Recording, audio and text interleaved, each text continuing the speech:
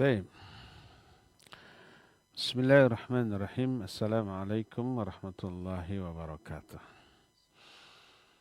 الحمد لله الذي أنزل السكينة في قلوب المؤمنين ليزدادوا إيمانا مع إيمانهم ولله جنود السماوات والأرض وكان الله عليما حكيما. وأشهد أن لا إله إلا الله وحده لا شريك له إقرارا به وتوحيدا وأشهد أن محمدا عبده ورسوله صلى الله عليه وعلى آله وأصحابه وسلم تسليما مزيدا وبعد.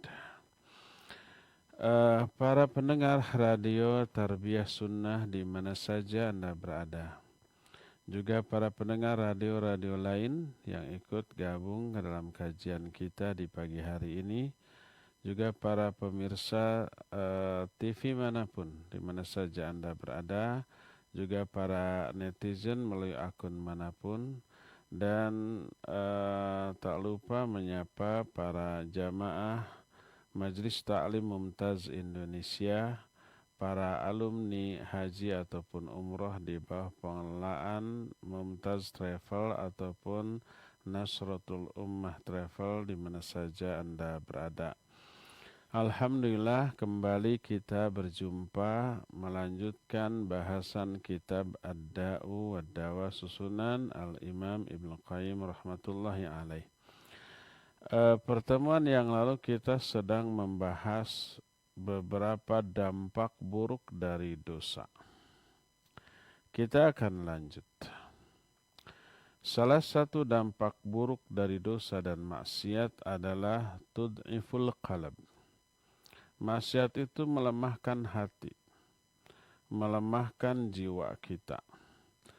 Dan inilah yang paling ditakuti oleh seorang hamba yang mukmin. Makna melemahkan jiwa atau hati adalah lemahnya semangat, motivasi, dan keinginan untuk beribadah, beramal soleh, dan melakukan banyak kebaikan. Sebaliknya, keinginan, motivasi, minat untuk melakukan dosa dan kemaksiatan lain tambah besar, tambah menggebu. Dan ini sebagai tanda sudah dekatnya dia ke dalam kebinasaan bila dia tidak segera mengantisipasinya. Berkata Al-Imam Ibnu Qayyim, wa minha wa huwa min akhwafiha 'alal 'abdi annaha tud'iful qalba an iradatihi wa taqwi iradatul ma'siyah. Di antara dampak buruk dari maksiat, dan ini dampak buruk yang paling ditakuti oleh setiap hamba, yaitu bahwa maksiat itu melemahkan hati, melemahkan keinginan untuk berbuat kebaikan, sebaliknya memperkuat keinginan untuk maksiat. Fatad'ufu iradatu taubati syai'an fa syai'an. Maka lemahlah keinginan untuk taubat sedikit demi sedikit, ila an tansalikha min qalbihi iradatu taubah bil kulliyah. Sampai hilanglah keinginan taubat itu dari hatinya sama sekali, secara keseluruhan. Tadinya awal-awal melakukan dosa dan kemaksiatan ada keinginan untuk taubat, tapi keinginan ini melemah sedikit demi sedikit sampai akhirnya hilang sama sekali. Dia enjoy dengan kenikmatan dari melakukan dosa dan kemaksiatan, kesenangan dari dosa dan kemaksiatan. Hilanglah keinginan untuk taubat secara keseluruhan. Ya. Tapi sebagian dari imannya masih ada di dalam hati. Kadang-kadang dia istighfar. Tapi istighfarnya itu bukti dari taubatnya para kadzabin, Orang-orang yang berdusta dengan taubatnya, dia istighfar dengan lisannya, dengan istighfar yang banyak, tapi hatinya selalu terkait dengan kesenangan maksiat yang dia lakukan.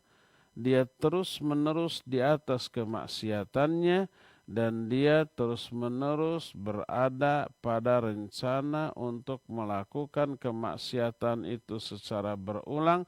Akhirnya menetaplah keinginan untuk maksiat itu secara permanen di dalam dirinya.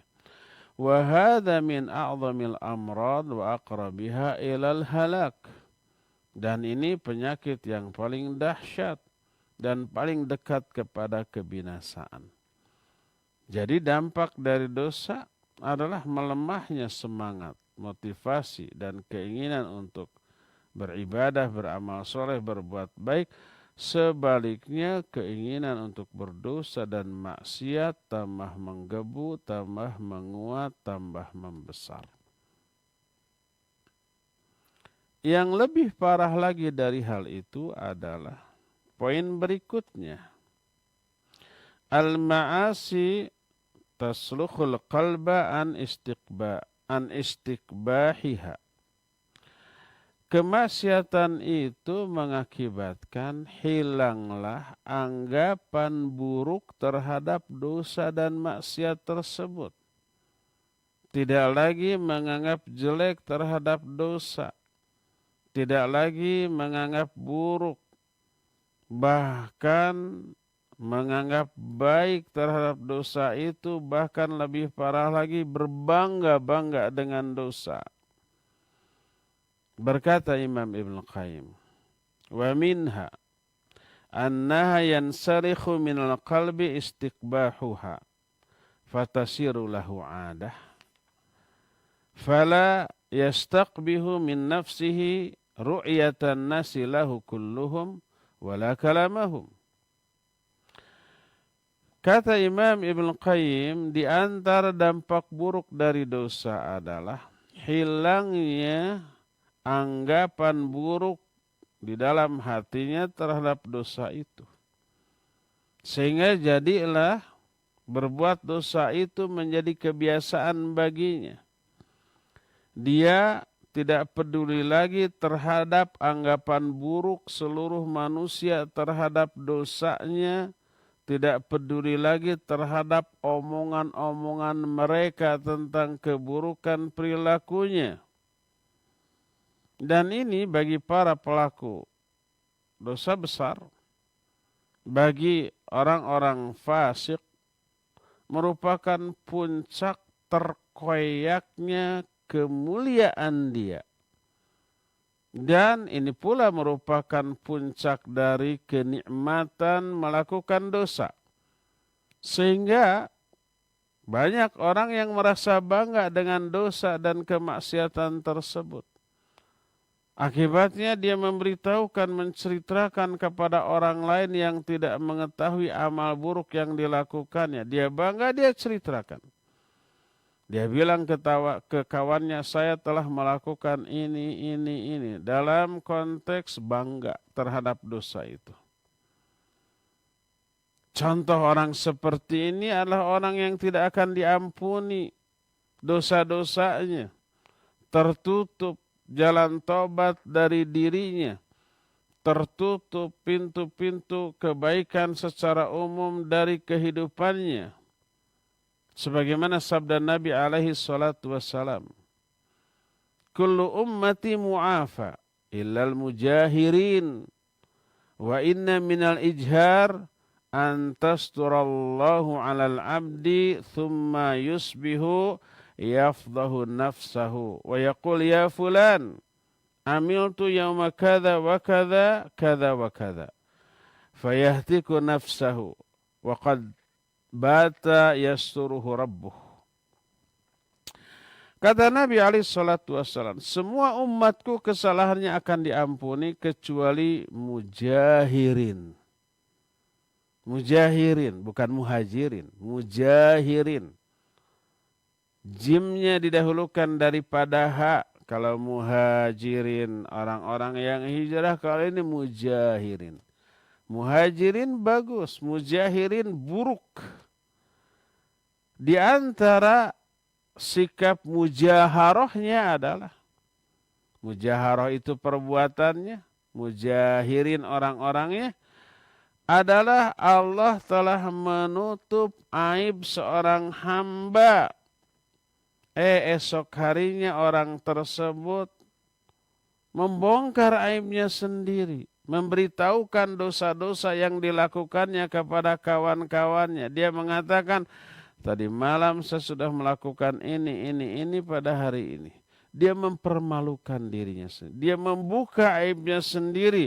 Padahal di malam harinya Allah telah menutup dosa-dosanya, dalam arti tidak memberitahukan kepada seorang pun. Jadi seseorang berdosa, Allah tutup, Allah rahasiakan dosanya dari orang lain. Orang lain nggak tahu. Esoknya dia ceritakan. Ini namanya mujaharah. Pelakunya disebut mujahir. Orang ini dosanya tidak akan diampuni oleh Allah Azza wa Jalla. Hadis ini sahih riwayat Imam Bukhari dan Imam Muslim dalam dua kitab sahihnya. Dalam Sahih Bukhari dan Sahih Muslim.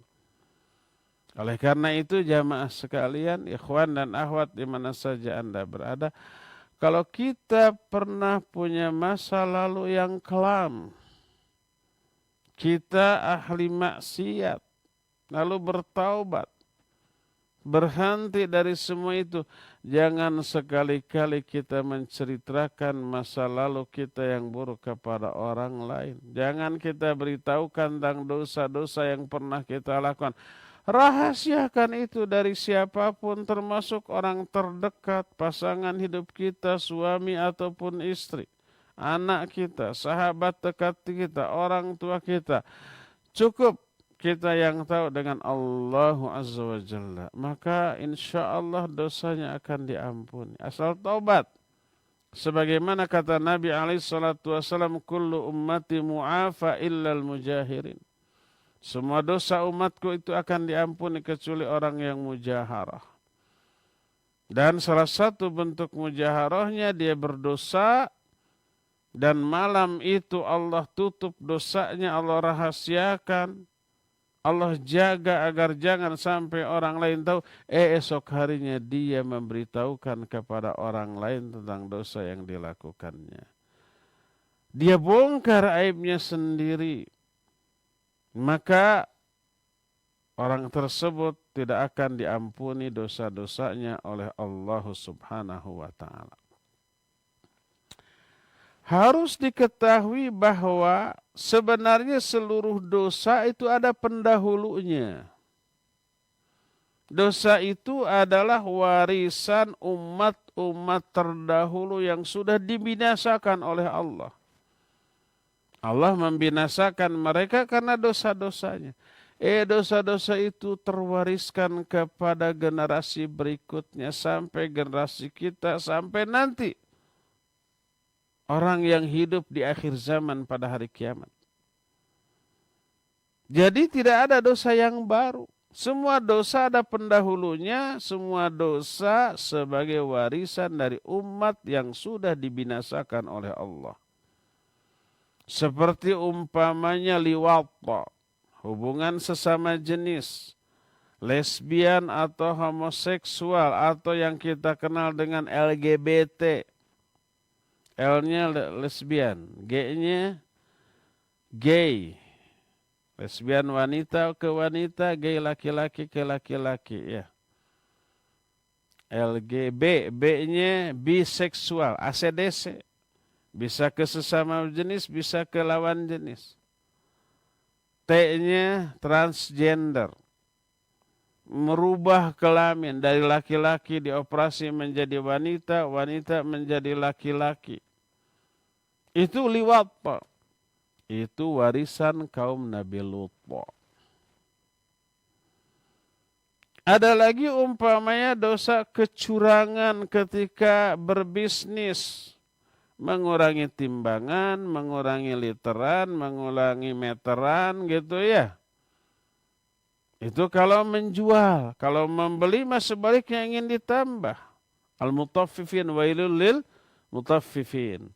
Itu warisan dari kaum Nabi Syuaib. Kaum Nabi Lut dihancurkan, dibinasakan karena liwatnya, karena LGBT-nya. Kaum Nabi Syuaib dibinasakan karena kecurangannya ketika berbisnis. Dan al-ulu fil ardi wal fasad, kesombongan di muka bumi karena merasa berkuasa. Kediktatoran para penguasa, dominasi secara zalim, kezaliman orang-orang yang kaya. Itu warisan Fir'aun dan bala tentaranya Fir'aun, Qarun, Haman, dan seterusnya. Takabur dan tajabbur, sombong dengan kelebihan yang dimilikinya, itu adalah warisan kaum Nabi Hud.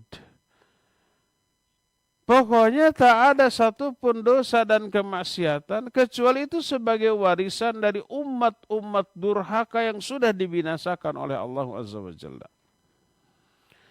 Pada hakikatnya pelaku maksiat adalah pemakai pakaian umat-umat terdahulu yang sudah dibinasakan dan dianggap musuh-musuh Allah Azza wa Jalla. Diriwayatkan dari Abdullah bin Ahmad bin Hanbal. Abdullah adalah putra Imam Ahmad bin Hanbal dalam kitab Az-Zuhud, juz yang kedua halaman 180. Sebuah hadis diriwayatkan dari Imam Ahmad, dari Malik bin Dinar. Dia berkata, Auhallahu ila nabiyyin min anbiya'i bani Israel. An kulli qaumik la tadkhulu madakhil a'da'i wa la talbisu malabisa a'da'i wa la tarkabu marakib a'da'i wa la tat'amu mata'ima a'da'i fatakunu a'da'i kama hum a'da'i. Telah diwahyukan oleh Allah kepada salah satu nabi di kalangan nabi-nabi Bani Israel, bahwa katakan kepada kaummu, jangan kalian memasuki tempat-tempat yang biasa dipakai berkumpulnya musuh-musuhku. Tempat-tempat ibadah mereka, tempat-tempat perayaan mereka yang pasti penuh maksiat. Jangan kalian masuki tempat-tempat musuhku. Jangan kalian memakai pakaian-pakaian musuhku. Pakaian yang menjadi ciri khas orang-orang kafir. Tidak boleh kita juga memakai pakaian tersebut. Jangan kalian menunggangi binatang tunggangan musuhku. Jangan kalian memakan makanan-makanan musuhku. Lalu kalian akan menjadi musuhku sebagaimana mereka juga menjadi musuhku. Walhasil, orang yang melakukan dosa dan maksiat berarti orang itu melakukan amalan-amalan dari musuh-musuh Allah Azza wa Jalla. Tasyabbuh dengan mereka. Dalam kitab Musnad Ahmad, hadis dari Abdullah bin Umar radhiyallahu anhuma, berkata Nabi alaihi salatu wassalam, Bu'ithtu bis-sayf baina yaday sa'ah hatta yu'badallahu wahdahu la syarika lah wa ju'ila rizqi tahta dhilli rumhi wa ju'ila dhillah was-sighar ala man khalafa amri wa man tashabbaha biqaumin fahuwa minhum.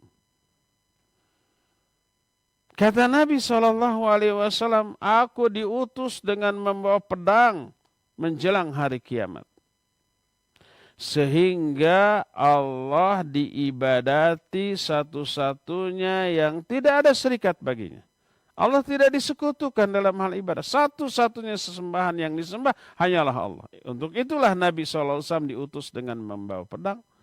Dan dijadikan rizkiku di bawah naungan atau kelebatan tombakku. Dan dijadikan kehinaan dan kerendahan atas orang-orang yang menyimpang dari urusanku. Orang-orang yang menyimpang dari sunnah Nabi. dari gaya hidup Nabi, dari tata cara hidup Nabi, dari cara hidup Nabi, way of life of Nabi SAW. Maka siapa orang yang menyerupai kebiasaan gaya hidup suatu kaum, orang itu termasuk kaum tersebut. Ada contoh tata cara hidup dari Nabi SAW tidak diikuti, malah mengikuti gaya hidup orang lain, kebiasaan orang lain, agama lain. Maka kehinaan akan diberikan kepada orang yang menyimpang dari contoh hidup dariku.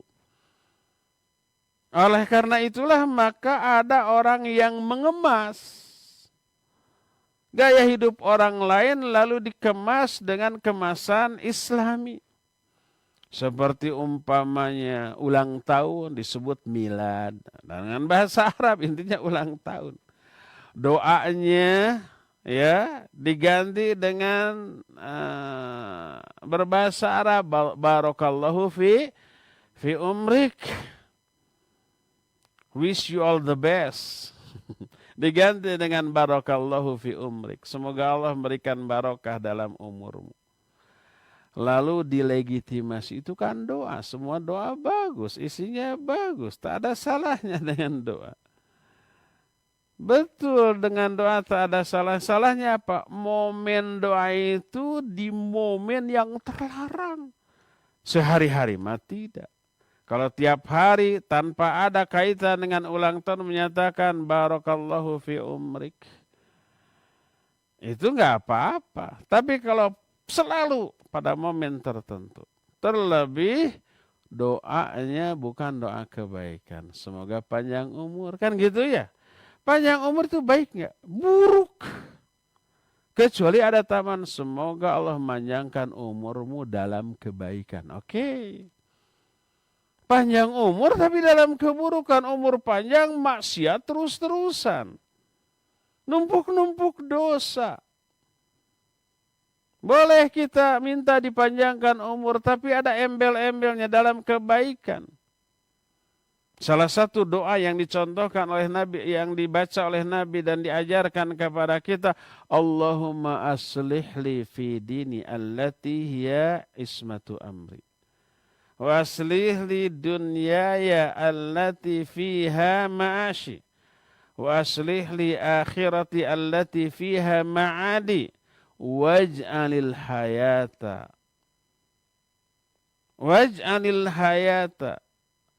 ziyadatan fi khairin atau waj'alil hayata ziyadatan fi khairin waj'alil mauta rahatan min kulli syarr waj'alil hayata ziyadatan fi kulli khairin waj'alil mauta rahatan min kulli syarr. Ya Allah, kata Rasul sallallahu alaihi wasallam, jadikan Allahumma ij'al, ya Allah jadikan agamaku sebagai penjaga seluruh urusanku. Allahumma aslih li dini, ya Allah perbaiki agamaku. Karena agamaku merupakan penjaga dari seluruh urusanku. Wa aslih li dunyaya, dan perbaiki urusan duniaku. Allati fiha ma'ashi, yang di dalamnya terkandung kehidupanku. Wa aslih li akhirati, dan perbaiki bagiku akhiratku, allati fiha ma'ashi, allati fiha ma'adi. Waj'alil hayata ziyadatan li fi kulli khair, dan jadikan kehidupanku merupakan tambahan di dalam seluruh kebaikan. Waj'alil mauta rahatan min kulli syarr, dan jadikan kematian bagiku sebagai momen untuk istirahat dari seluruh keburukan. Sebab ada orang matinya tidak istirahat dari keburukan. Yaitu apa? Orang yang meninggalkan keburukan bagi orang yang masih hidup. Sehingga dosanya menjadi dosa jariyah, mengalir terus ke alam kuburnya. Dia tidak istirahat dari keburukan dengan kematiannya. Ada terus keburukan dosa yang ngalir. Ini biasanya para akhwat, mak-mak, apalagi juga gadis-gadis yang memiliki banyak akun media sosial. Ada Instagram, ada Twitter, ada Facebook, ada YouTube, punya vlog dan seterusnya. Memposting apa? Memposting dosa, memposting umpamanya foto dirinya, video dirinya, mengekspos kelebihan fisiknya, kecantikannya, ya, senyumnya, ekspresinya, atau umpamanya memposting aktivitas maksiatnya.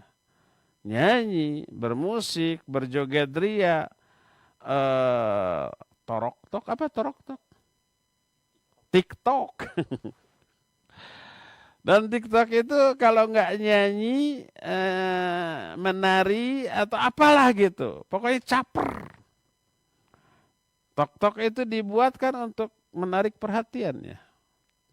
Nah, seperti itu. Agar viewernya banyak, dapat duit dari sana. Dapat duit dari dosa. Orangnya mati. Tok-toknya, tok-tok apa tadi? TikTok. TikToknya masih beredar. Kalangan masih hidup. Di-follow, di-share oleh banyak orang. Itu jadi dosa jariah. Matinya tidak menjadi istirahat dari dari keburukan. Waj'alil hayata ziyadatan li fi kulli khair. Jadikan kehidupanku menjadi tambahan bagiku dalam kebaikan. Waj'alil mauta rohatan li min kulli syarr. Dan jadikan kematianku sebagai istirahat dari semua keburukan dan dosa. Maka mendoakan panjang umur bukan mendoakan kebaikan.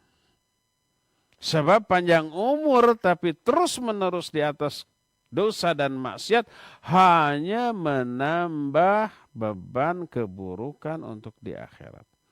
Kecuali doa panjang umur itu diembel-embeli dengan kebaikan. Semoga Allah panjangkan umurmu di dalam kebaikan, ketaatan, dan ibadah. Boleh. Tapi kalau hanya panjang umur, semoga panjang umur di hari ulang tahun ini, hanya panjang umur bukan kebaikan. Tahu nggak? Saya sih dengar sendiri langsung dari beberapa orang. Orang yang usianya di atas 70, di atas 80. Itu selalu berpesan, jangan doakan saya biar panjang umur, jangan. Karena panjang umur di atas usia 70-80 tahun penderitaan. Dia membawa penyakit tapi tak kunjung mati. Makan gak enak. Minum gak enak. Bangkit bangun tidak bisa. Kadang-kadang membalikan badan dari terlentang menjadi miring ke kiri, miring ke kanan, ganti posisi. Harus dibalikan oleh orang. Mau nggak hidup kayak begitu? Nggak akan mau. Nggak nikmat lagi. Sisa hidupnya hanya penderitaan. Didoakan semoga emak ya, nenek ya panjang umur. Kata nenek jangan doakan panjang umur. Sudah tersiksa dengan sisa umur yang ada. Banyak yang seperti itu. Tapi kalau doa panjang umur diembel-embel dengan dalam kebaikan, oke, bagus. Semoga Allah memanjangkan umurmu di dalam kebaikan, ketaatan, ibadah, dan amal soleh. Oke. Jadi itu tasyabbuh. Jalan hidup orang kafir diadopsi, diterapkan dalam hidupnya. Kata Nabi SAW, wa ju'ila dzallatu wassighar ala man khalafa amri. Akan dijadikan kehinaan, kerendahan kepada orang-orang yang menyelisihi konsep hidupku. Wa man tashabbaha biqaumin fahuwa minhum. Siapa orang yang tasyabuh menyerupai kebiasaan suatu kaum, maka dia termasuk kaum tersebut. Hadis ini hasan, diriwayatkan oleh Imam Ahmad. Nah, karena itu tak heran bila dosa dan maksiat menjadi penyebab hinanya orang. si pelaku kemaksiatan. Hina dalam pandangan Allah Azza wa Jalla dan hina juga dalam pandangan sesama manusia. Dihinakan dia. Berkata Al-Imam Ibnu Qayyim rahmatullahi alaih. Dalam satu pasal yang diberi judul Al-Ma'asi Sababun Lihawanil Abad. Kehinaan menjadi, maksiat menjadi penyebab terhinanya seorang hamba. Beliau berkata, wa minha annal ma'siyata sababun lihawanil abdi ala rabbihi wa suqutihi min ainih.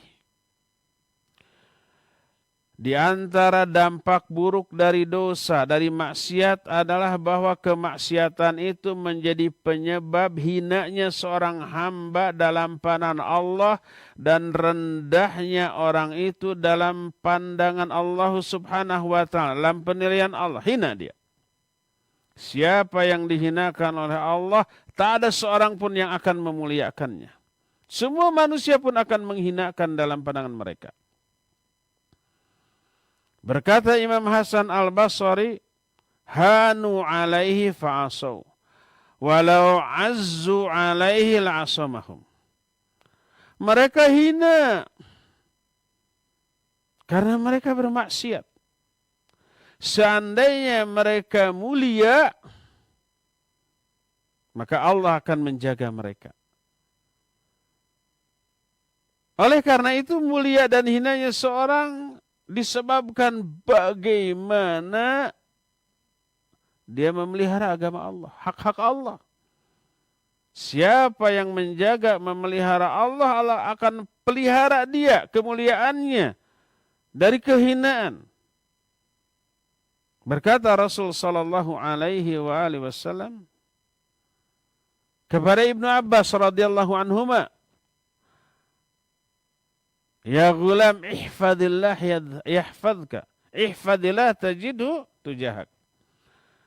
Hai anak, hai nak, hai ujang bahasa kita, bahasa Sunda mah. Ihfadillah yahfadka. Jaga olehmu Allah, Allah akan menjagamu. Menjaga Allah maknanya menjaga agamanya dalam dirinya, menerapkan syariat Allah dalam dirinya. Yahfadka, Allah akan menjagamu dari kehinaan. Allah akan menjaga kemuliaanmu. Jadi hina atau tidaknya seseorang dilihat dari sejauh mana dia memelihara agama Allah dalam dirinya. Wa idza hana al-'abdu 'ala Allah lam yukrimhu ahad. Apabila seorang hamba sudah hina dalam pandangan Allah karena dihinakan oleh Allah, tak ada seorang pun yang akan memuliakannya.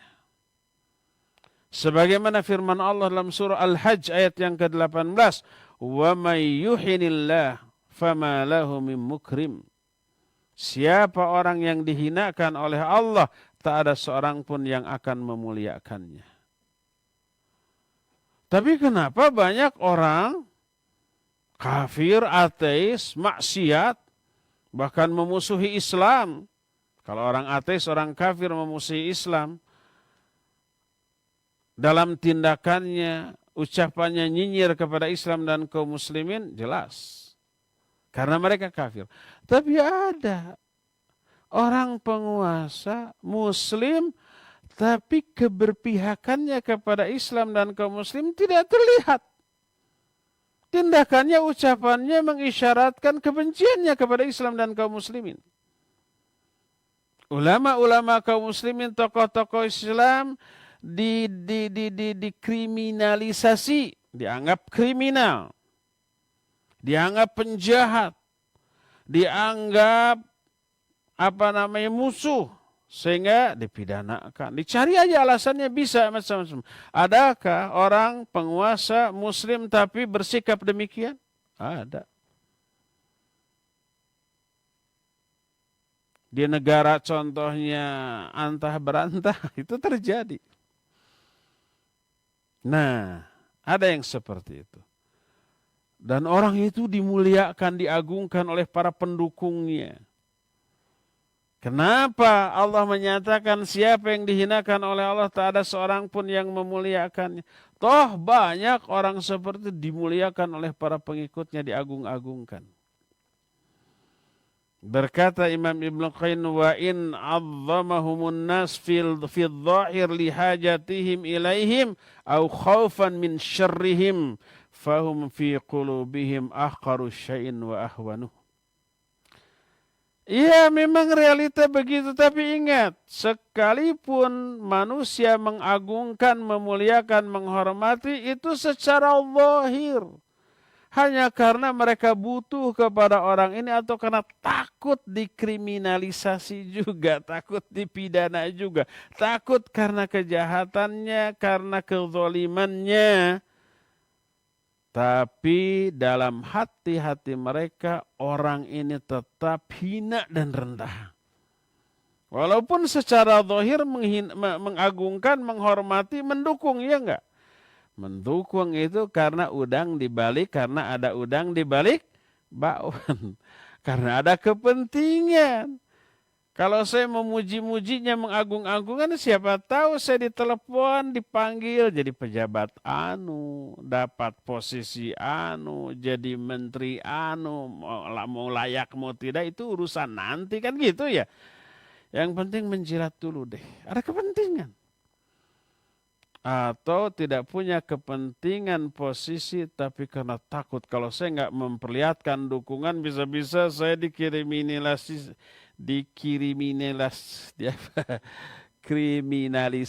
dianggap kriminal. Maka memuji, mendukung. Hanya secara lisan, secara zahir, hatinya ini orang hina, ini orang rendah, seperti itu. Bahkan, nah ini. Bahkan para pelaku maksiat yang terus-terusan melakukan dosa dan kemaksiatan, tadi sudah disinggung, tidak lagi menganggap buruk terhadap kemaksiatan itu, juga berakibat tidak merasa hina, tidak merasa rendah, tidak merasakan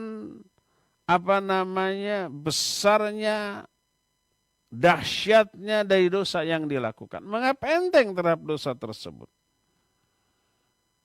Berkata Imam Ibn Qayyim, wa minha annal abda la yazalu yartakibu dzamba hatta yahuna alaihi wa yasghur fi qalbi. Di antara dampak buruk dari dosa dan maksiatlah seorang hamba terus-terusan dosa sampai menganggap enteng terhadap dosa. Diulang lagi, diulang lagi. Terus sehingga menjadi kebiasaan. Wa dzalika alamatul halak. Kalau sudah sampai pada taraf itu tanda kebinasaan orang ini. Tanda orang itu akan binasa, terkena azab.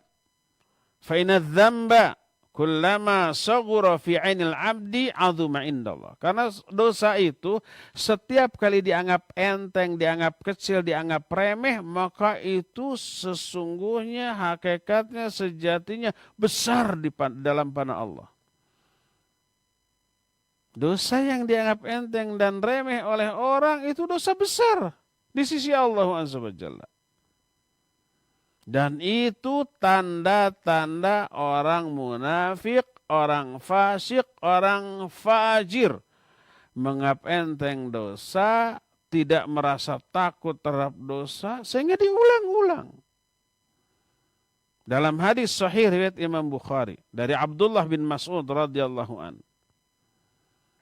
Berkata Rasul sallallahu alaihi wasallam, "Innal mu'mina yara dhunubahu ka'annahu fi asli jabalin yakhafu an yaqa alaih.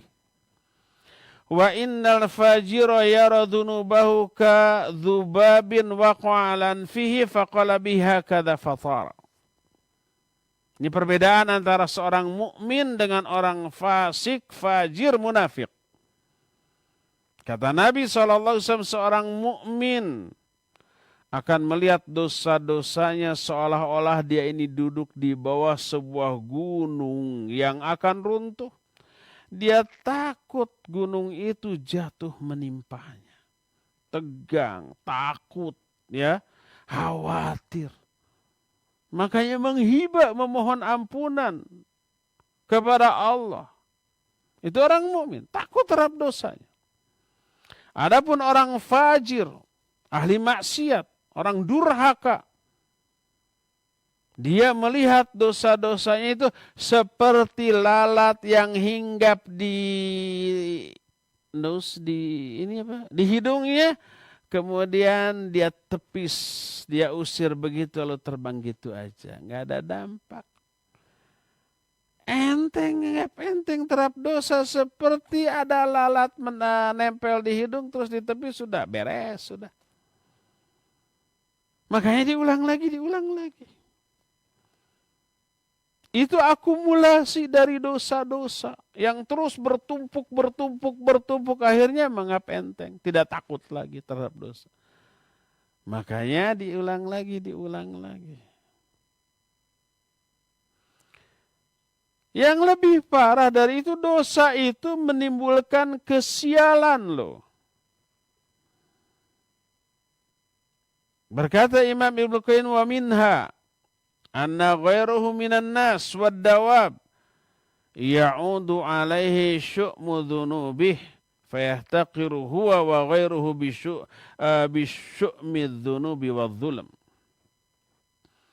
Di antara dampak dari dosa adalah dia juga orang lain, bahkan binatang-binatang, mengalami kerugian, kesialan atas dosa-dosanya.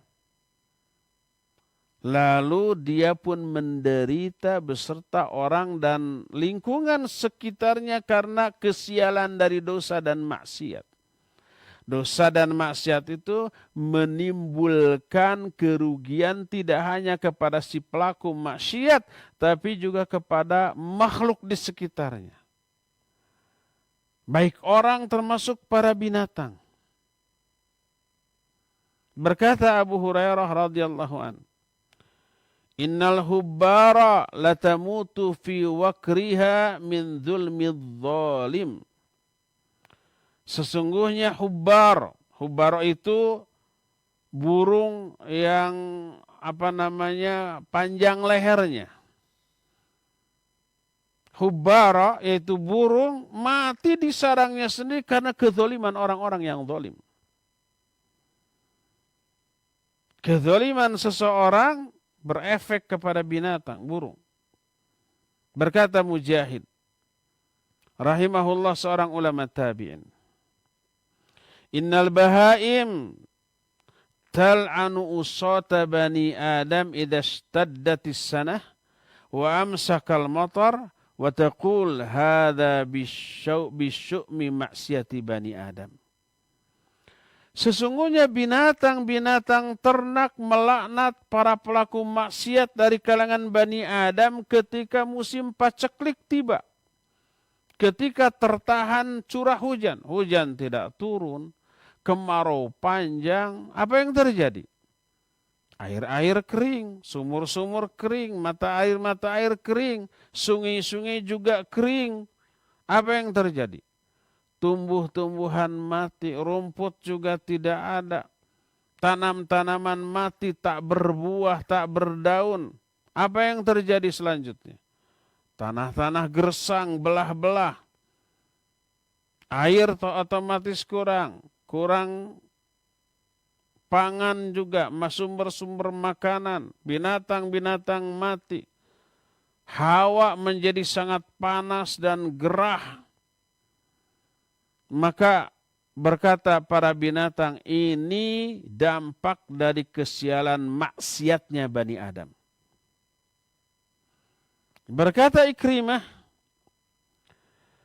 dawabul ard wa hawamuhum hatta al-khanafis wal aqarib yaqulun muni'nal qatar bidhunubi Bani Adam. Binatang-binatang di muka bumi, binatang ternaknya ataupun binatang buasnya, sampai khanafis dan aqarib. Khanafis itu binatang-binatang seperti kumbang-kumbangan gitu dan yang sejenisnya. Aqarib Apa akrib yang suka nyengat? Skorpion, apa bahasa kitanya? Skorpion, kalajengking. Kumbang-kumbang, kalajengking, binatang buas, binatang-binatang ternak. Mereka semua berkata, muni'nal qatar bidunubi bani Adam. Kami terhalang dari tetesan air hujan karena dosa-dosa yang dilakukan oleh manusia. Berdasarkan hal itulah maka efek buruk dari dosa bukan hanya menimpa dari para pelaku dosa itu sendiri, tapi terasa oleh orang-orang atau makhluk yang tidak melakukan dosa. Dan itu beberapa di antara dampak buruk dari dosa tersebut. Ya, semoga Allah Azza wa Jalla tidak memasukkan kita ke dalam golongan para ahli maksiat, para pelaku dosa besar yang terus-menerus di atas dosanya. Semoga Allah Azza wa Jalla menganugerahkan hidayah taubat kepada diri kita. Dan hidayah untuk selalu menjaga ketaatan dan istiqamah di atas ketaatan tersebut sampai akhir hayat kita. Semoga Allah menutup kehidupan kita dengan husnul khatimah. Allahumma rizukna husnul khatimah waj'alna birahmatika min ahal jannah. Ya Allah, rizkikan kepada kami wafat dalam keadaan husnul khatimah dan masukkan kami karena rahmat-Mu ke dalam penghuni surga. Ya, amin ya rabbal alamin. Cukup sampai di sini saja dulu. Insya Allah kita akan lanjut pembahasan ini di hari Senin yang akan datang. Dan kita masih punya sisa waktu untuk bertanya jawab. Wassallallahu ala nabiyina Muhammadin wa ala alihi wa sahbihi wasallam. Mangga Acep. Ya, syukran Ustaz atas pemaparan materinya.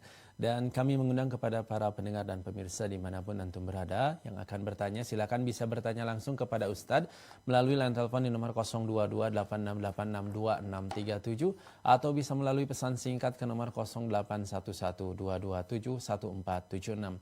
Baik, kita angkat penanya melalui line telepon terlebih dahulu. Ya, silakan. Assalamualaikum warahmatullahi wabarakatuh. Waalaikumsalam warahmatullahi wabarakatuh. Pak Mulyono, silakan. Saya mau tanya sesuai dengan tema, yaitu dosa atau maksiat melemahkan jiwa atau hati. Ya, sekarang yang saya tanyakan masalah maksiat itu dari dosa seperti ulang tahun. Nah, itu semua sekarang itu dikerjakan oleh kaum muslimin. Gimana itu? Sedangkan itu ini urusan dari non-muslim. Sekian. Assalamualaikum warahmatullahi wabarakatuh. Waalaikumsalam warahmatullahi wabarakatuh. Iya. Barakallahu fiik Pak Mulyono di Marga Asih. Margahayu. Yang penting ada marganya lah. Margahayu Raya. Ya, sudah diterangkan. Kalau ulang tahun ini dianggap sebagai urusan dunia, maka itu maksiat. Karena tasyabbuh dengan orang kafir. Tapi kalau ulang tahun ini dianggap sebagai ibadah, bukan urusan dunia, tapi ibadah. Makanya ada atribut Islami di sana. Berupa ada doa barakallahu fi umrik, ada pengajian, ada pembacaan ayat Al-Quran diseremonialkan. Walaupun isinya pengajian, dianggap ibadah, maka itu bid'ah. Jadi dianggap apapun perayaan ulang tahun ini tetap merupakan kekeliruan. Kalau dianggap urusan dunia, maka itu maksiat. Karena menerapkan kebiasaan orang Islam, orang non-Muslim menjadi kebiasaan dirinya. Dan itu berulang kan tiap tahun, namanya juga ulang tahun. Dan amat sangat sedih.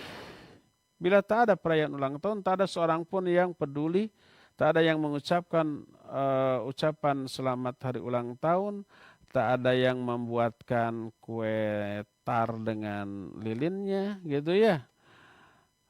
Akan sedih. Dia bisa menangis. Mengapa keluarganya, orang-orang terdekatnya tidak peduli. Sepenting itu ulang tahun dalam dirinya. Padahal itu adalah kebiasaan orang kafir. Lalu dia sebut ini kan urusan dunia. Maka itu maksiat. Karena tasyabuh. Man tasyabbaha biqaumin fahuwa minhum. Tadi ada riwayat dikatakan la talbisu malabisa adai. Jangan kalian pakai pakaian musuh-musuhku. Maknanya jangan kalian ikuti kebiasaan dari musuh-musuhku, dari orang-orang kafir. Itu kebiasaan orang kafir. Dianggap ini urusan dunia bukan urusan agama, maka maksiat. Oh, ini urusan agama, makanya ada bacaan Al-Quran, ada pengajian, ada diakhiri oleh doa. Ini urusan ibadah, maka itu bid'ah. Maka memberi ucapan dan doa seperti doa barakallahu fi umrik yang diberikan di momen yang terlarang, maka menjadi terlarang pula. Maka jangan ucapkan. Bukan karena kita tidak peduli. Tapi justru karena kita peduli pertama kepada syariat Islam ini. Kedua kepada diri kita dan ketiga kepada umumnya kaum muslimin. Jangan ucapkan.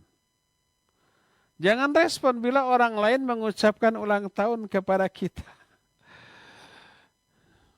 Sekarang tanggal berapa? 11. 3 hari yang lalu saya ulang tahun.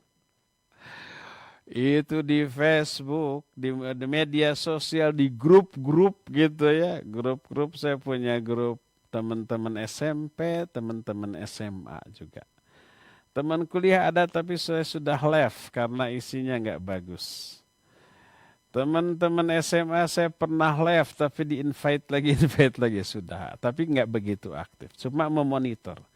Kalau ada suatu pertanyaan baru saya jawab gitu. Pertanyaan tentang agama baru saya jawab. Kalau enggak saya enggak aktif. Wah, pas tanggal kemarin itu, ucapan selamat ulang tahun, barakallahu fiik dan seterusnya doa-doa. Enggak ada yang respon. Satu pun. Menunjukkan nggak setuju, nggak ridho lah dengan momen. Bukan nggak ridho dengan doanya, tapi nggak ridho dengan mendoakan di momen itu. Kalau nggak ada ulang tahun nggak mendoakan. Ada yang japri, Ustaz, kenapa nggak respon doa kawan-kawan? Doakan bagus gitu ya. Ya yang japri-japri begitu, saya kirim tulisan tentang hukum mengucapkan ulang tahun. Kalau itu diposting ke grup, bakal ribut, bakal muncul pro dan kontra dan seterusnya. Nggak perlu respon.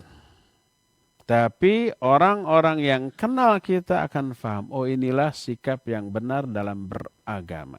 Agama mengatur kehidupan dunia dari setiap muslim.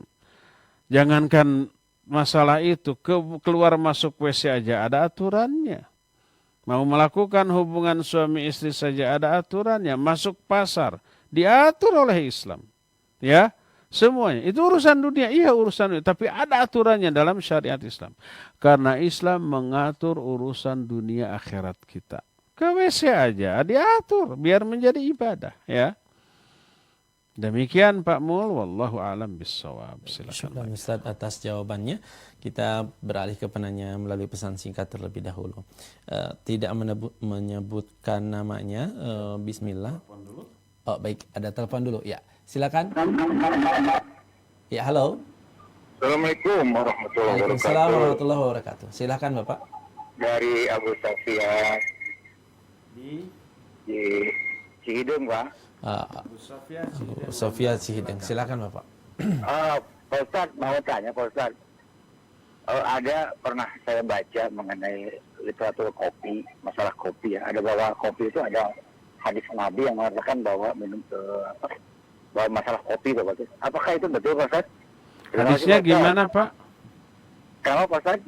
Hadisnya gimana? Hadis. Apa? Nabinya Pak Ustadz. Ya hadisnya gimana? Halo Abu Sofia. Halo Pak Ustadz. Ya hadisnya bagaimana?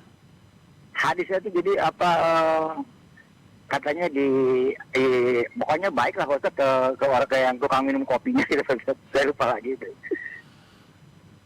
Pertanyaannya bagaimana Pak? Jadi ada satu hadis yang mengenai kopi Pak Ustadz. Iya. Nah hadis itu saya riwayatnya juga, saya belum tahu Pak Ustadz, tapi di literatur bahwa minum kopi itu dianjurkan oleh agama sesuai dengan hadis Nabi itu Pak Ustadz. Itu aja Pak Ustadz. Oh iya. Apakah benar gitu ya? Apakah betul ada Pak Ustadz gitu usaha kopinya itu Pak Ustadz? Iya. Ya. Baik. Terima kasih Pak Ustadz. Yo, sama-sama. Waalaikumsalam warahmatullahi. Abu Safiyah di Cihideng, Lembang. Barakallahu fiik. Benar enggak ada hadis Nabi SAW tentang kopi? Belum tahu.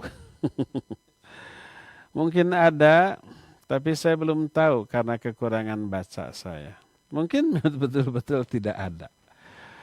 Tapi yang jelas hukum minum kopi halal, mubah, boleh saja. Nanti saya akan cari ya setelah ini pertanyaan seperti ini yang lebih saya inginkan. Sesuatu yang saya belum tahu nanti mendorong saya untuk mencari. Kita ada grup para asatidzah dengan para masyayikh ya. Atau ada literatur kitab, kita akan cari nanti. Benar nggak ada hadis tentang kopi dari Nabi SAW? Saya berhutang ke Pak Abu Sofiyah ya, nanti ingatkan. Kalau saya ingat, saya langsung akan jelaskan hadis kopi. Kalau tidak ingat, ingatkan. Kalau saya belum siap, saya akan bilang, nanti saya cari lagi, gampang ya.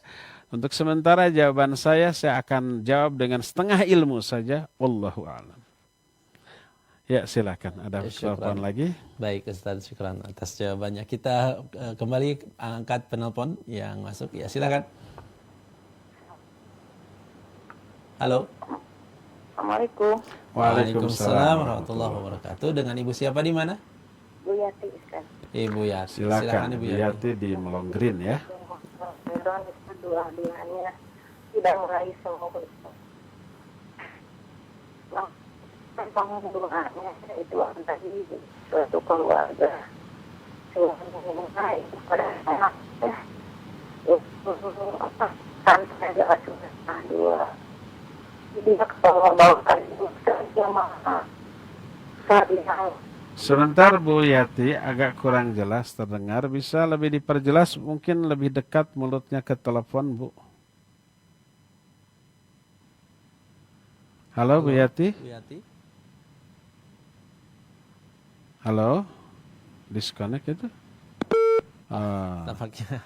Nanti coba hubungi lagi ya. Baik, silakan dari bacakan. WA dulu. Baik. Bismillah, semoga Allah senantiasa melimpahkan kebaikan kepada Ustadz dan keluarga, juga para kru dan juga jamaah yang menyimak. Amin. Waalaikumsalam. Ustadz, di waktu luang terkadang ana murojaah materi dari kitab-kitab rujukan kajian Ustadz, semisal ada wadawa hari ini. Namun ana sedikit ada kekhawatiran ketika ingin membaca materi yang belum dibahas dan tertinggal pembahasannya dari kitab tersebut karena khawatir menjadi tergolong sahafiyin. Mohon bimbingannya Ustadz, bagaimana metode menuntut ilmu yang benar, khususnya mengenai interaksi kita dengan kitab-kitab yang dibahas. Jazakallahu khairan. Silakan Ustadz. Taib, siapa itu teh? Tidak menyebutkan nama. Ya, nonem. Hamba Allah, barakallahu fik. Pada intinya belajar itu harus talaqi dengan guru. Berjumpa langsung. Ya. Itu yang terbaik. Jangan sekali-kali autodidak. Baik membaca kitab-kitab langsung ataupun apalagi terjemah. Karena amat sangat mungkin kita salah faham terhadap isi kitab yang kita baca. Baik karena keterbatasan ilmu kita tentang gramatika bahasa asli, bahasa Arab, nahwu sharaf, balaghah, kosakata atau mufradat, ya, vocabulary-nya kurang umpamanya, atau karena gramatika nahwu sharaf sehingga salah faham, ya, atau karena kalau baca buku terjemahan mungkin salah terjemah, atau kurang tepat dalam menerjemahkan atau banyak makna yang hilang dari sebuah penerjemahan. Seperti yang sering saya ungkap, bahasa Arab itu bahasa yang sangat indah. Keindahan bahasanya memiliki daya sentuh yang luar biasa ke dalam hati. Selain maknanya yang mendalam, bahasanya juga indah. Ketika ini diterjemahkan ke dalam bahasa lain, seringkali si penerjemah kebingungan. Ingin mengambil dua-duanya, keindahan bahasanya ingin terambil, maknanya juga ingin terambil. Tapi ketika diterjemahkan tidak bisa. Kadang-kadang mau mengejar makna, keindahan bahasanya hilang. Kadang mengejar keindahan bahasa, maknanya menjadi berbeda, menjadi menyimpang. Umumnya yang diambil oleh penerjemah adalah makna. Maknanya dapat, tapi keindahan bahasa hilang sehingga daya sentuhnya hilang. Itu kalau si penerjemahnya menguasai dua-duanya. Menguasai bahasa asal, bahasa Arab, menguasai bahasa Indonesia. Dia bisa mengungkapkan dalam bahasa Indonesia makna yang terkandung dalam bahasa Arabnya, tapi keindahan bahasanya hilang. Ada makna yang hilang di sana, selalu dibaca. Apalagi kalau si penerjemah hanya tahu bahasa asal tapi kurang bisa bahasa terjemahan.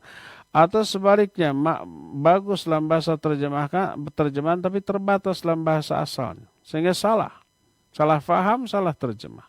Dibaca oleh orang yang baru belajar, ini berbahaya. Makanya ada ungkapan dari para ulama, ya, Syekhul Islam Ibn Taimiyah mengutip kuat ini, ungkapan ini.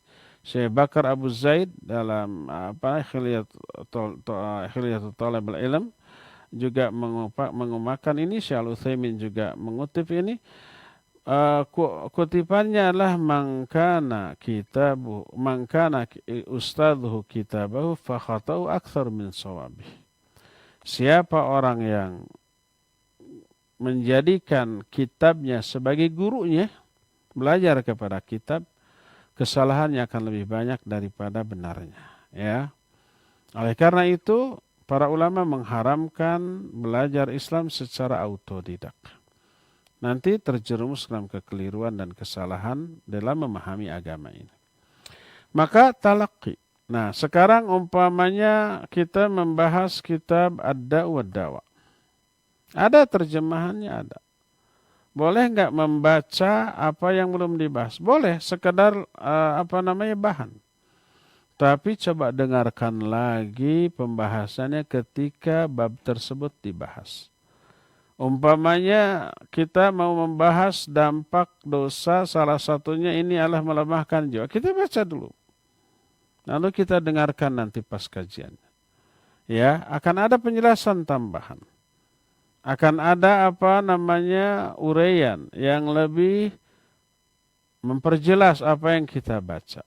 Kalau sekedar baca mungkin terjemahannya kurang pas, lalu salah faham, nanti akan terluruskan.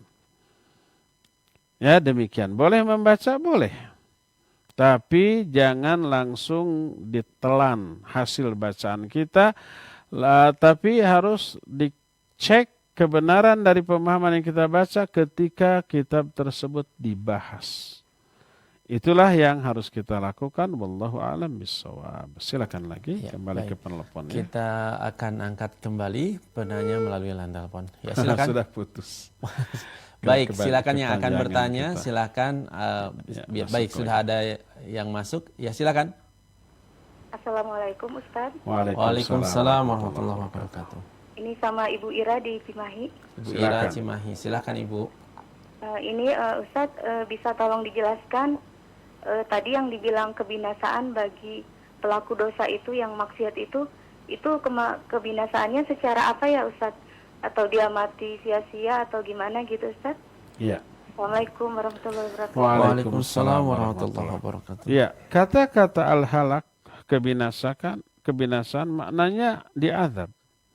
Di alam kubur, di akhirat, di neraka.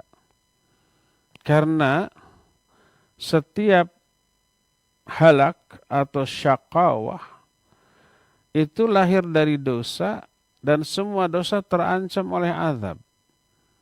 Azab di dunia ya mungkin berupa su'ul khatimah. Azab di alam kubur berupa azab kubur. Azab di akhirat berupa neraka, ya. Seperti umpamanya tadi bahwa salah satu di antara salah satu penyebab kebinasaan adalah menganggap enteng dosa, menganggap kecil dosa. Tidak lagi menganggap buruk terhadap dosa, bahkan berbangga dengan dosa. Itu adalah hal yang menyebabkan lebih dekat kepada kebinasaan, maksudnya adalah lebih dekat kepada azab. Alamatus syaqawah arba'ah. Tanda-tanda kebinasaan itu ada 4. Maksudnya binasa karena diazab oleh Allah Azza wa Jalla. Di alam kubur dan di akhirat, itu yang terutama. Kalau diazab di dunia masih bisa tobat. Masih ada kesempatan untuk memperbaiki. Tapi kalau di alam kubur dan di akhirat sudah tidak ada kesempatan memperbaiki. Alamatus syaqawah au halakah arba'ah. Tanda kebinasaan ada 4. Ini ucapan Al-Imam Ibnu Hajar Al-Asqalani rahimahullahu ta'ala. Yang pertama adalah nisyanud dzunubil madiyah. Melupakan dosa-dosa yang lalu. Lupa terhadap dosa diulang lagi itu tanda kebinasaan. Kedua, dzikrul hasanatil madiyah. Selalu mengingat-ingat kebaikannya yang telah lalu. Kebaikannya diungkit-ungkit terus, diingat-ingat. Hanya satu kebaikan diingat tiap saat sehingga merasa melakukan banyak kebaikan padahal cuma sekali. Akhirnya lalai. Ketiganya an-nadharu ila man huwa fawqahu fid dunya. Melihat menengadah ke atas dalam perkara dunia. Melihat kepada yang lebih kaya, melihat kepada yang lebih berkuasa, yang lebih berpangkat, yang lebih berada gitu ya. Sehingga dia merasa iri dan tidak ingat kepada anugerah yang Allah berikan kepada itu. Akhirnya tidak syukur dia. Dan yang keempatnya wan nadharu ila man huwa dunahu fiddin. Melihat orang yang ada di bawah dia dalam perkara agama, baik ilmu ataupun amalan. Melihat kepada orang yang lebih fasik, lebih munafik, apalagi kepada orang kafir. Melihat kepada orang yang dosa-dosa yang lebih banyak daripada dia. Melihat kepada orang yang lebih bodoh dalam urusan agama daripada dia. Akhirnya dia merasa lebih mulia dari yang lainnya. Saya masih untung sholat sehari 2 kali, ya. Duhur sama maghrib saja. Yang lain mah tuh sama sekali nggak sholat. Masih baik saya. Seperti itu. Saya masih untung hafal Fatihah, ya. Sama kulhu, sama kuliah. Itu hanya untuk sholat saja. Yang lain banyak yang Al-Fatihah juga nggak hafal. Akhirnya dia tidak termotivasi belajar. Itu tanda-tanda kebinasaan. Maksud tanda kebinasaan lah tanda orang itu akan diazab. Di alam kubur, alam barzah, dan di alam akhirat, di neraka nanti. Itulah yang dimaksud dengan kebinasaan, artinya memperoleh azab. Binasa karena azab Allah. Wallahu a'lam. Silakan. Baik, syukran Ustadz atas jawabannya. Kita beralih ke penanya melalui pesan singkat dari ya, tidak menyebut dari Umu Abdurrahman di Bandung. Bismillah Ustadz, suami ana baru meninggalkan pekerjaan yang subhat, lalu sekarang suami tidak memberi nafkah selama 2 minggu karena belum dapat pekerjaan lagi. Apakah suami berdosa? Dan minta doanya Ustadz, semoga suami ana segera mendapatkan pekerjaan yang lebih baik. Syukran jazakallahu khairan. Jazakallahu khairan. Iya. Seseorang bekerja di sesuatu yang minimal syubhat maksimal haram, lalu keluar, resign. Bagus. Itu tanda adanya khauf, adanya rasa takut terhadap murka dan azab Allah Azza wa Jalla. Ya. Dan yakinlah man taraka lillahi syai'an Man taraka syai'an lillah. Siapa orang yang meninggalkan sesuatu karena Allah. Dia resign karena Allah. Allah akan ganti dengan sesuatu yang lebih baik. Yakini itu. Dan itu amal soleh. Tapi ingat, benar atau tidak, niatnya, tekadnya Allah akan uji. Ahasiban nas ayutsraku ayyaqulu amanna wa hum la yuftan. Apa manusia akan dibiarkan berkata saya beriman, tapi mereka enggak diuji? Apakah orang yang taubat dari sebuah dosa akan dibiarkan tanpa diuji dalam taubatnya? Apakah orang yang selama ini berhenti dari pekerjaan syubhat atau haram, lalu dia berhenti ya karena takut kepada, apakah akan dibiarkan begitu saja tanpa ada ujian? Pasti akan diuji. Salah satu ujiannya itu tadi, setelah resign nggak langsung dapat ganti, nggak kontan. Ada ujian, ada masa-masa ujian. Ini tadi baru seberapa? 2 pekan. 2 pekan tidak memperoleh pekerjaan apa-apa. Selama 2 pekan maktab. Apa maktab? Makan tabungan. Makan tabungan di rumah saja. Lockdown itu. WFH. Work from home. Maktab. Makan tabungan. Ya. Mencari ganti kerja ke sana kemari belum dapat juga. Itu ujian. Allah menguji sampai sejauh mana? Sampai umpama makanan tabungan sudah tipis ya atau bahkan habis. Sudah mulai sehari makan sehari tidak, atau tadinya 3 kali jadi 2 kali, jadi sekali. Tadinya menunya dengan lauk dan daging, sekarang jadi dengan gepuk, gep kerupuk. Diuji. Sampai Allah melihat bahwa dia benar, baru Allah bukakan pintu-pintu rezeki. Yang dibutuhkan apa? Kesabaran. Sabar. Insya Allah apa yang Allah janjikan melalui lisan Rasulnya bahwa Allah akan berikan ganti yang lebih baik, pasti akan Allah berikan. Allah tidak pernah ingkar janji. Allahumma la yukhliful mi'ad. Innaka la tukhliful mi'ad. Engkau ya Allah tidak pernah ingkar kepada janji. Yang mengatur rezeki itu Allah. Oleh karena itulah maka yakin akan janji Allah subhanahu wa ta'ala.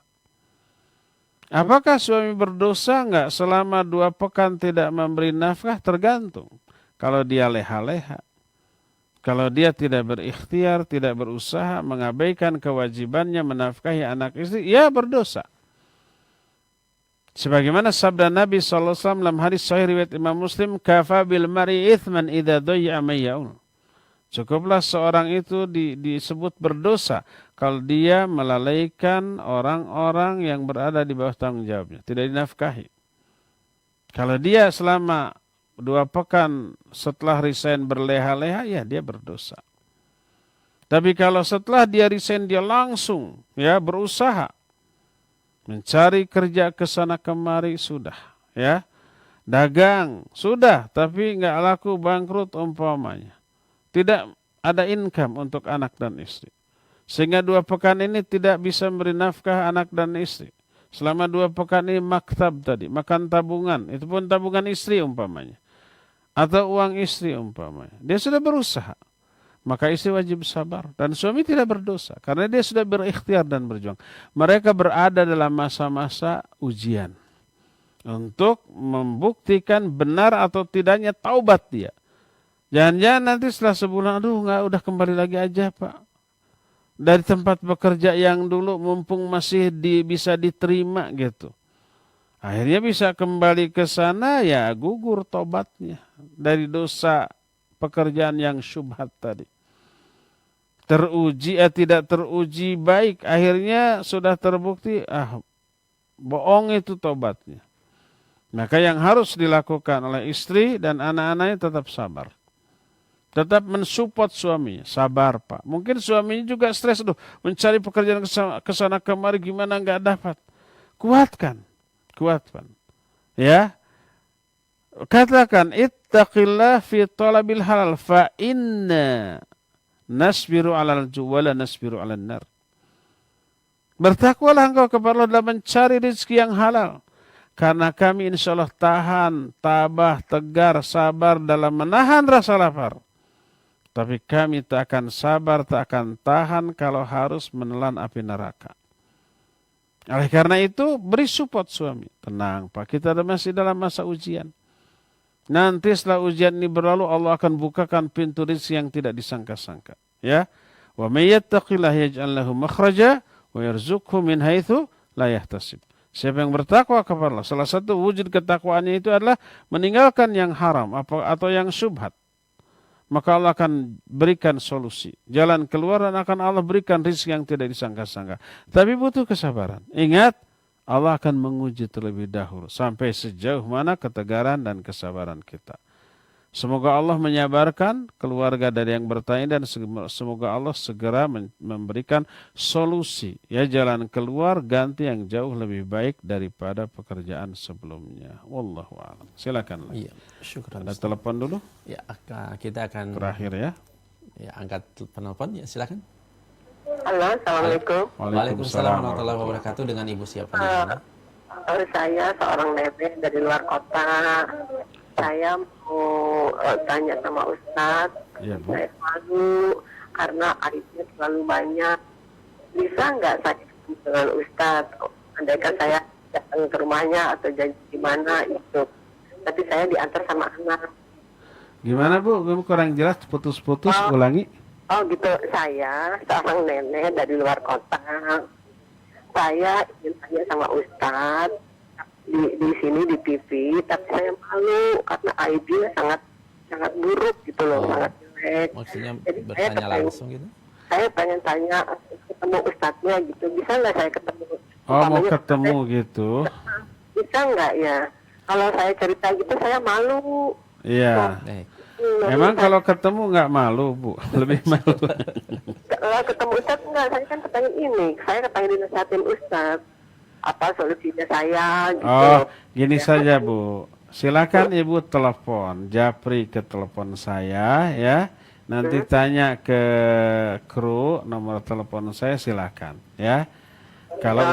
Kalau lewat telepon kan nggak malu karena nggak lihat mukanya, nggak tahu orangnya. Silakan cerita, nanti insya Allah kita akan upayakan beri solusi. Ya? Kalau ngobrolnya lama, Kalau ngobrolnya lama boleh Bu, nggak apa-apa. Siapkan pulsa yang banyak. gitu ya. Iya, dan siapkan kuping, mungkin akan panas. Enggak, saya Ustaz, saya kepengen ini, saya kepengen nasihat yang banyak. Saya tuh jadinya merasa dosa. Iya, baik. Boleh nanti telepon Nanti Bu telepon, ya, ya. boleh telepon. Teleponnya jadi ke nomor yang mana Ustaz? Nanti Ya, baik. tanya lagi Ibu ke kru, nanti kru akan memberikan, atau Ibu WA ke nomor ini, kemudian nanti akan Ke dibalas. nomor yang mana Ustaz? WA-nya ke nomor yang mana? Ke nomor 081122771476 Ibu. Oh, 081177 itu ya, yang Ya, satunya iya. ada Iya. nomor WA atau SMS, silakan Ibu menghubungi dulu nomor itu. Itu Bu. Ibu ada di TV tertulis Bu ya. Oh, iya. SMS atau WA itu ada nomornya ya. Nanti kami kirimkan Ibu nomor Ustadz, Ya, insyaallah. saya tuh nggak ngerti WA juga saya. Iya. Iya, silakan aja WA Bu ya, nanti japri ke Baik. saya. Baik, kita angkat penanya. Iya, boleh. Terakhir. Ya. Sudah putus Ibu? Halo? Ya, sudah terputus seperti itu, Ya, sudah baik. diambil alih. Baik. Bismillah, hamba Allah dari Bandung. Ustaz, bagaimana hukumnya tentang kebiasaan dengan puasa pada hari kelahiran atau wedal karena mencontoh Rasulullah Shallallahu Alaihi Wasallam yang lahir hari Senin dan puasa hari Senin? Mohon nasihatnya Ustaz. Silakan. Baik, barakallahu fiik. Nabi SAW saum hari Senin dan Kamis. Kamis bukan wadal, bukan hari kelahiran. Adapun hari Senin, hari kelahiran beliau, lalu saum bukan karena hari kelahirannya, tapi kebetulan hari Senin dan Kamis adalah hari yang istimewa. Pertama, hari Senin itu adalah hari diturunkannya wahyu kepada beliau.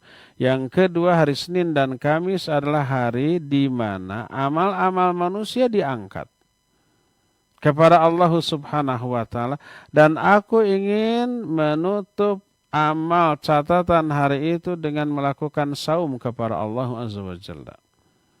Berdasarkan hal itulah maka Nabi SAW tidak pernah memerintahkan kepada umatnya, saumlah kamu pada hari kelahiran kamu. Nggak pernah ada. Makanya para sahabat pun tidak pernah. Para ulama salafus soleh tidak pernah mensaumkan hari kelahiran dia, hari wadal dia, enggak. Oleh karena itulah kalau diyakini sunnahnya saum di hari kelahiran, maka ini menetapkan ketetapan dalam agama tanpa dalil. Kalau kok Nabi Sallallahu Alaihi Wasallam melakukan saum di hari Senin dan hari Senin itu kan hari kelahirannya. Iya beliau hari Senin, tapi bukan hanya karena hari kelahirannya. Tapi disebutkan hari Senin karena wulidtu fihi wa unzila alayya wa unzila fihi alayya. Karena memang aku dilahirkan di hari Senin dan diturunkan wahyu kepadaku di hari Senin itu. Lalu di hadis lain dikatakan bahwa amalan-amalan hamba diangkat setiap hari Senin dan Kamis. Dan aku ingin menutup catatan hari tersebut dengan melakukan saum. Nah, sebagai bukti bahwa bukan karena hari kelahirannya beliau saum di hari Senin, beliau tidak pernah memerintahkan atau mengisyaratkan kepada umatnya, kepada sahabatnya, saumlah kalian di hari kelahiran kalian. Tidak pernah. Tak ada seorang pun sahabat, para ulama yang melakukan saum di hari kelahiran mereka masing-masing. Maka itu bukanlah bagian dari agama ini. Ya, berdasarkan hal itulah kalau kita meniatkan mengkhususkan saum di hari kelahiran kita. Dan hari kelahiran kita biasa kita ini menghitung tanggalnya, dan tanggal itu harinya bisa berubah-ubah. Dulu kita umpamanya tanggal 3 Januari hari lahirnya lahirnya hari Rabu umpamanya atau hari Sabtu umpamanya. Maka di tahun depan tanggal 3 Januari bukan hari Sabtu lagi, tahun berikutnya hari yang lain lagi, sampai sekarang hari berbeda lagi. Ya, atau kita lahir hari Rabu, lalu kita setiap hari Rabu saum, maka tidak boleh. Apalagi meyakini itu hari kelahiran kita dan disunnahkan, diyakini sunnahnya. Meyakini sunnahnya suatu amalan tanpa dalil adalah sebuah kebidahan.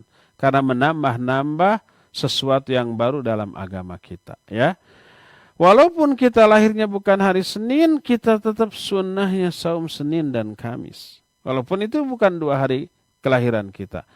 Ya, karena memang disunahkan oleh Nabi SAW untuk melakukan saum di hari Senin dan Kamis. Maka tidak boleh kita secara khusus melakukan saum di hari kelahiran kita. Ya, demikian wallahu a'lam bishawab, sampai di sini saja dulu. Insyaallah kita akan jumpa kembali di hari Senin yang akan datang. Subhanakallahum bihamdik asyhadu an la ilaha illa anta astaghfiruka wa atubu ilaik. Walhamdulillahirabbil alamin. Wassalamualaikum warahmatullahi wabarakatuh. Waalaikumsalam warahmatullahi wabarakatuh. Syukran jazakallahu khairan wa barakallahu fiik kepada Ustaz Abu Haidar As-Sundawi hafizahullahu taala yang telah menyampaikan kajian di pagi hari ini. Semoga Allah Azza wa Jalla menjaga beliau beserta keluarga. Dan bagi kita yang menyimak, semoga dapat memperoleh faidah dan manfaat dan menjadi amal soleh. Dan juga semoga kita selalu menjaga kesehatan kita beserta keluarga di tengah wabah yang masih melanda kita. Semoga kita diselamatkan dan dijaga oleh Allah Subhanahu wa taala. Sampai bertemu dalam program kajian Kitab Ada' wa Dawa setiap Senin pagi pukul 8 sampai dengan pukul 9.30 waktu Indonesia Barat di Tarbiyah Sunnah Channel dan Radio Tarbiyah Sunnah 1476 AM. Kami segenap kru yang bertugas mengucapkan terima kasih, syukran jazakumullahu khairan, dan mohon pamit. Subhanakallahumma wa bihamdik asyhadu an la ilaha illa anta astaghfiruka wa atubu ilaik. Wassalamualaikum warahmatullahi wabarakatuh. Yuk belanja di TS Mart. Dengan belanja di TS Mart, Anda turut berpartisipasi dalam dakwah yang diselenggarakan YTS.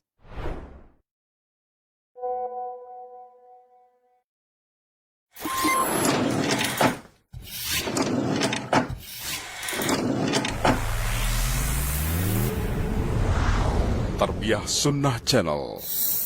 Lillah, nyunnah, merenah.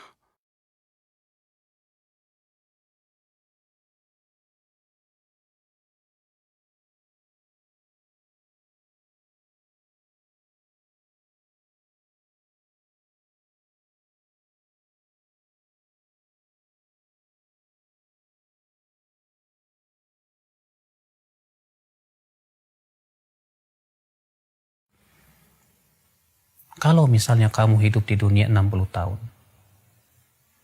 tahukah kamu satu harinya di sisi Allah 1000 tahun? Kalau satu hari 24 jam di sisi Allah 1000 tahun, berarti kita hidup di dunia hanya 1,5 jam. Apa kamu tidak sadar? Apakah hanya untuk 1,5 jam kamu gadaikan kehidupan yang tiada tara?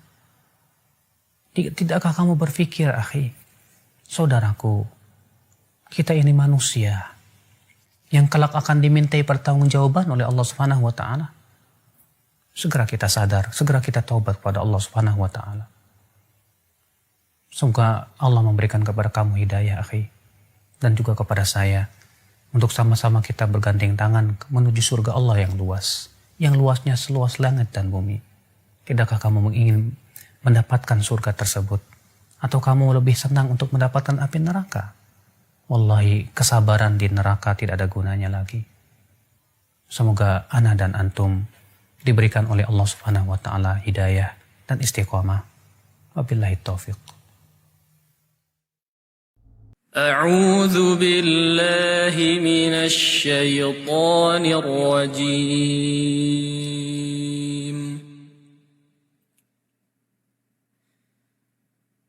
Bismillahirrahmanirrahim.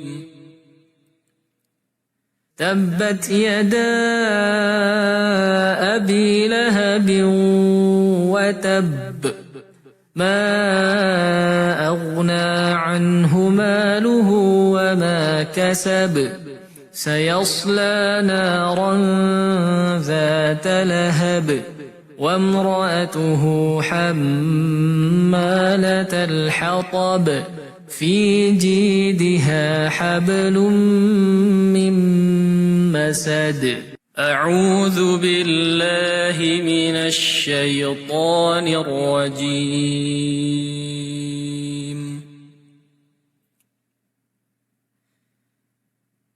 بسم الله الرحمن الرحيم قل هو الله أحد الله الصمد لم يلد ولم يولد ولم يكن له كفوا أحد.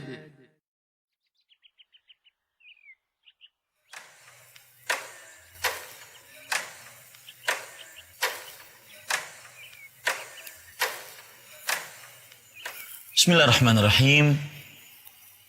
Alhamdulillahirabbil alamin. Wassallallahu wasallam wa baraka ala abdihi wa rasulihi nabiyina Muhammad wa ala alihi wa sahbihi ajma'in. Amma ba'd. Saya tadi main ayunan karena sedang nunggu teman. Teman ditunggu lama belum datang. Saudaraku seiman yang dirahmati oleh Allah Subhanahu wa taala, terkadang sebagian manusia kalau dalam menunggu mereka melakukan berbagai macam aktivitas. Yang pertama mungkin merenung. Yang kedua ada yang main handphone. Yang ketiga ada yang melihat orang lalu lalang jalan. Yang keempat ada yang main musik. Yang kelima ada orang yang berkenalan dengan teman-teman sepenungguannya. Dan berbagai macam cara orang untuk menghilangkan waktu dan membunuh waktu. Kuota haji semakin hari semakin terisi. Nasrotul Ummah menyediakan sebuah solusi. Berangkat haji tanpa ngantri. Dibimbing langsung oleh Ustadz Abu Haidar As-Sundawi dan Ustadz Rizal Juliar, putra Nanda LC. Dengan Haji Furoda, insya Allah Anda dapat berangkat di tahun 2021. Jaminan 100% uang kembali jika tak pergi haji. Daftar segera. Hubungi 0812 1953 3422.